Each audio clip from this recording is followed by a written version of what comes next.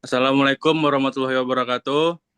Waalaikumsalam warahmatullahi Waalaikumsalam wabarakatuh. wabarakatuh. Jadi di sini kami akan mempresentasikan hasil studi kasus penerapan ketiga proyek jasa konstruksi pembangunan gedung kantor OJK Provinsi Sumatera Utara di Jalan Gatot Subroto yang disusun oleh saya sendiri Muhammad Ilham Nandar Rahmadi, ada Muhammad Akbar, Ade Mulia Jaya, Syahfrizal Maha, dan Muhammad Zaki Noval. Tugas ini untuk memenuhi tugas terstruktur mata kuliah K3. Oke, lanjut. Jadi daftar isi dari presentasi kami ini, yang pertama kami akan menjelaskan latar belakang dan tujuannya. Yang kedua ada profil proyek, yang dimana di situ kami akan memaparkan data proyek, OJK, kontraktor, spesifikasi fisik, dan proses kerja. Yang ketiga ada identifikasi bahaya, tabel 10 bahaya fisik, kimia, biologi, ergonomi, dan psikososial. Yang keempat ada analisis resiko. Matriks 5x5, penilaian R sama dengan L kali S, prioritas pengendalian. Yang kelima ada analisis regulasi, yang dimana menggunakan Undang-Undang Nomor 1 Tahun 1970, Peraturan Pemerintah 50 2012, Permenaker, Permen PUPR 10 2021. Rekomendasi, hierarki, pengendalian, dan rencana tindak lanjut. Yang ketujuh, dokumentasi lapangan, foto survei, checklist K3, bukti penerapan APD, dan fasilitas. Yang terakhir kami akan memberikan kesimpulan, yang dimana isinya ringkasan, temuan, dan rekomendasi akhir. Lanjut. Oke, yang pertama latar belakang yang akan saya jelaskan. Di mana latar belakangnya urgensi K3 konstruksi. Pertama ada risiko inherent. Konstruksi memiliki risiko fatal, ketinggian, alat berat, kelistrikan. K3 wajib untuk mencegah eksiden dan kerugian. Yang kedua ada skala proyek OJK. Proyek berskala besar dengan mobilitas material masif, membutuhkan pengawasan K3 ekstra ketat untuk menjaga kelancaran pembangunan. Yang ketiga ada realita di lapangan. Kami melakukan survei awal menunjukkan perlunya evaluasi apakah sistem berjalan disiplin dan sesuai standar. Rumusan masalah dan tujuan audit. Yang pertama, kami akan memetakan sistem K3, mengetahui penerapan dan ketersediaan fasilitas K3 di proyek. Yang kedua, identifikasi bahaya, menemukan potensi bahaya kerja di lingkungan proyek. Lalu ada analisis pengendalian. Kami akan menganalisis efektivitas upaya pencegahan risiko kecelakaan. Lalu ada evaluasi regulasi, yang dimana kami menilai kesesuaian implementasi dengan peraturan pemerintah.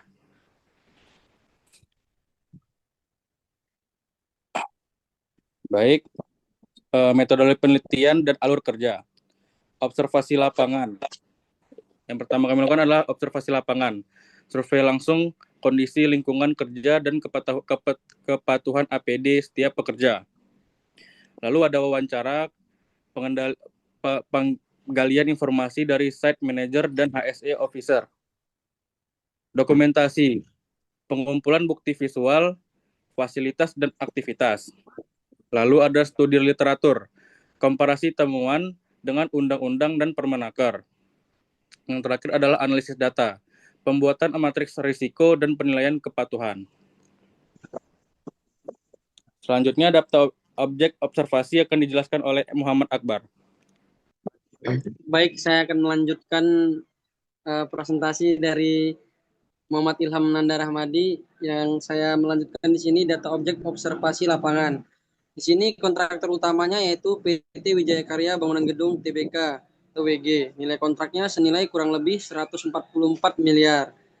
Spesifikasi fisiknya yaitu di sini ada luasnya 9.770 meter persegi, 6 lantai plus semi basement. Konsep green building. Populasi pekerja kurang lebih 120 pekerja aktif di tahap struktur dan MEP. Lanjut. Nah, ini ada identifikasi bahaya proyek. Satu, bahaya fisik. Sumber bahayanya pekerjaan di ketinggian. Risiko ditimbulkan pekerja terjatuh dari area kerja. Pengendaliannya safety net dan full body harness. Yang kedua, bahaya fisik material dan alat berat. Risiko ditimbulkan tertimpa material proyek. Pengendaliannya helm safety dan pengawasan kerja. Yang ketiga ada sumber bahaya kebisingan alat kerja, resiko ditimbulkan gangguan pendengaran, pengendaliannya di sini penggunaan earplug. Yang keempat ada sumber bahaya debu konstruksi, resiko ditimbulkan gangguan pernapasan, pengendaliannya penggunaan masker N95. Yang kelima ada sumber bahaya cat dan bahan kimia, resiko ditimbulkan yaitu iritasi kulit dan gangguan kesehatan. Pengendaliannya di sini sarung tangan dan masker. Yang kelima ada bahaya biologi. Sumber bahayanya lingkungan kerja lembab. Resiko ditimbulkan penyebaran penyakit. Pengendaliannya di sini menjaga kebersihan area proyek. Jenis bahaya ergonomi di sini sumber bahayanya pengangkatan material manual. Resiko ditimbulkan cedera otot dan nyeri punggung. Pengendaliannya teknik kerja yang benar. Sumber bahaya posisi kerja tidak nyaman. Risiko ditimbulkan kelelahan kerja. Pengendaliannya pengaturan waktu istirahat. Jenis bahaya ke-9 ada bahaya psikososial. Sumber bahayanya tekanan pekerjaan, risiko ditimbulkan stres kerja. Pengendaliannya pengawasan dan koordinasi kerja. Jenis bahaya ke-10 ada bahaya kebakaran. Sumber bahaya instalasi listrik dan pengelasan. Risiko ditimbulkan kebakaran proyek. Pengendalian di sini ada APAR dan prosedur darurat. Ada analisis 1 pemetaan kategori bahaya. Di sini ada fisik pemetaan kategori bahaya. Yang pertama ada fisik di ketinggian atau jatuh, alat berat atau tertimpa, kebisingan alat kerja. Untuk yang kimia ada debu konstruksi, paparan uap cat dan thinner. Biologi di sini ada lingkungan lembab, penyebaran kuman atau penyakit. Di ergonomi ada pengangkatan material manual, postur kerja repetitif. Psikososial atau lainnya tekanan target, penyelesaian, bahaya kebakaran instalasi listrik. Trik resiko 5x5 atau R sama dengan L kali S. Di sini ada formulasi dan keterangannya. R itu adalah risk level atau tingkat resiko. L itu likelihood, kemungkinan. S itu ada severity atau keparahan. Nilainya ada di sini 1 sampai 4 itu tergolong rendah, 5 sampai 9 tergolong sedang, 10 sampai 16 tergolong tinggi, 17 sampai 25 itu tergolong ekstrim. Lanjut. Nah, sampai sini akan dilanjutkan oleh Safrizal Maha. Selanjutnya adalah hasil analisa proyek. Berdasarkan survei yang kami lakukan untuk jenis bahaya pekerjaan di ketinggian itu menunjukkan hasil L-nya itu yaitu 3. Sedangkan untuk S-nya itu 5. Sehingga didapatlah untuk tingkat resikonya itu tinggi. Yang kedua adalah tertimpa material proyek. Untuk hasil LD itu 3, untuk S-nya 4, dikali sehingga mendapatkan 12, sehingga tingkat risikonya itu adalah tinggi. Selanjutnya yang ketiga yaitu kebisingan alat kerja, yang dimana tingkat risikonya itu rendah. Yang keempat, debu konstruksi yang tingkat risikonya itu sedang. Selanjutnya adalah paparan bahan kimia yang tingkat risikonya itu adalah rendah. Selanjutnya yang keenam adalah lingkungan kerja lembab, yang dimana tingkat risikonya itu adalah rendah. Yang ketujuh ada pengangkatan material manual, yang dimana tingkat risikonya itu sedang. Dan ke-8 posisi kerja berulang, yang dimana tingkat risikonya itu adalah sedang. Yang ke-9 adalah tekanan pekerjaan, yang dimana tingkat risikonya itu adalah rendah. Yang ke-10 adalah kebakaran akibat instalasi listrik, yang dimana tingkat risikonya itu adalah tinggi. Selanjutnya adalah analisis semua risiko tinggi.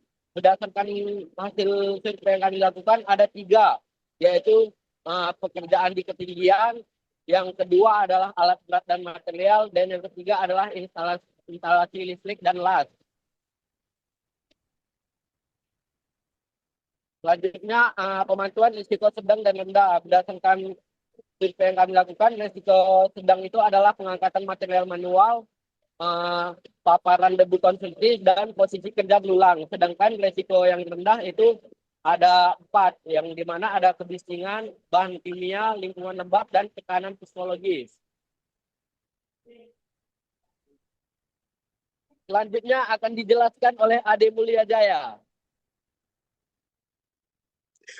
Baik, di sini saya akan melanjutkan yaitu analisis yang kelima, yaitu hierarki pengendalian resiko di lapangan.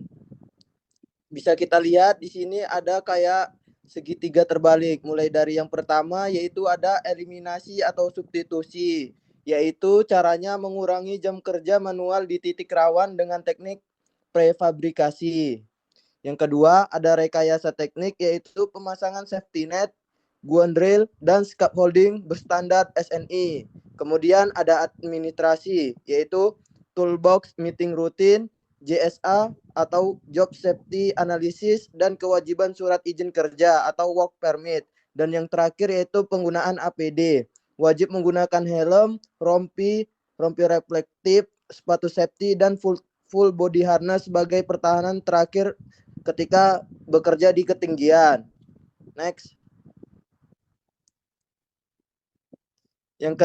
Selanjutnya yaitu analisis yang keenam. Berdasarkan survei, kami melakukan kepatuhan terhadap regulasi nasional. Yang pertama yaitu Undang-Undang Nomor 1 Tahun 1970 tentang Keselamatan Kerja, yaitu hak APD pekerja terpenuhi serentak di lapangan. Yang kedua, PP Nomor 50 Tahun 2012, yaitu SMK K3, yaitu sistem tata kelola K3 tercatat dan terstruktur melalui panitia pembina K3 yang ada di proyek. Lanjut, yaitu Permenaker Nomor 5 Tahun 2018, yaitu upaya pengendalian debu dan kebersihan lingkungan proyek terpantau efektif. Dan yang terakhir yaitu Permen PUPR Nomor 10 Tahun 2021, yaitu SMKK, yaitu manajemen keselamatan konstruksi berjalan dari tahap persiapan hingga finishing. Next. Selanjutnya akan dijelaskan oleh teman saya yaitu Muhammad Jaki Noval. Silakan saudara. Nah, baik, selanjutnya itu ada bukti implementasi atau dokumentasi fasilitas K3 yang ada di proyek tersebut. Yaitu ada di situ papan informasi zero accident harian. Setelah itu ada rambu instruksi dan larangan zonasi bahaya. Nah, yang kedua ada itu papan komitmen K3 yang ditandatangani pekerja. Yang keempat, itu ada gambar ketersediaan APAR di titik rawan strategis. Nah, selanjutnya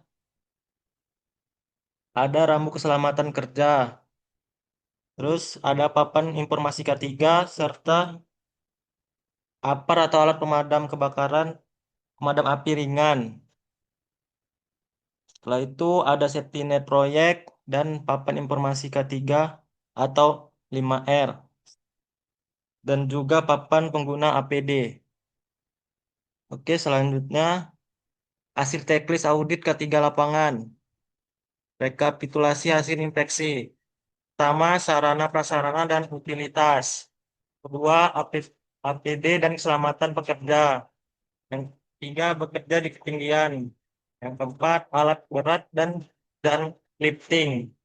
Kelima, pekerjaan galian dan tanah. Keenam, proteksi kebakaran dan darurat. Yang ketujuh, kebersihan dan housekeeping.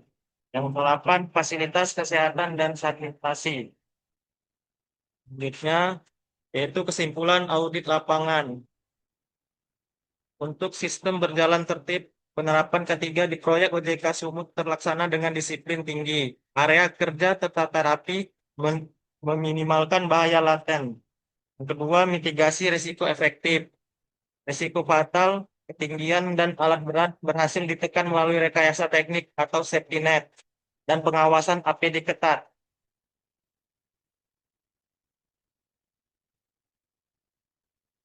Baru itu ada legalitas dan kepatuhan, yaitu implementasi proyek sangat selaras dengan SMK 3 dan SMK SMKK yang dimanatkan perundang-undangan. Nah, selanjutnya yaitu rekomendasi dan rencana tindak lanjut. Yang pertama, peningkatan inspeksi rutin. Perluas daily safety inspection ke area blind spot atau titik buta. Yang kedua, evaluasi APD berkala, yaitu pengetatan sanksi bagi pekerja yang lalai melepas APD saat jeda kerja. Yang ketiga, yaitu pelatihan penyegaran atau refreshment, yaitu edukasi K3 rutin untuk kerja kontraktor baru yang bergabung di tengah fase proyek. Yang keempat, yaitu ada digitalisasi dokumen, yang transisi pengarsipan checklist audit manual ke sistem dashboard digital real time. Nah, selanjutnya yaitu dokumentasi area proyek. Dapat dilihat ada di sini yaitu area proyek pembangunan, papan informasi APD, dan papan informasi K3. Dan di sini kami ada wawancara bersama supplier dan pengisian buku tamu dan akses. Nah, selanjutnya yaitu ada referensi dan dokumentasi penutup, referensi akademik dan legal. UU nomor 1 tahun 1970 atau Keselamatan Kerja. Kedua, Permen PUPR nomor 10 tahun 2021 SMKK.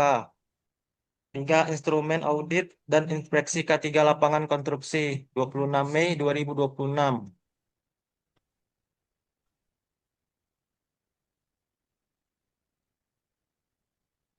Oke.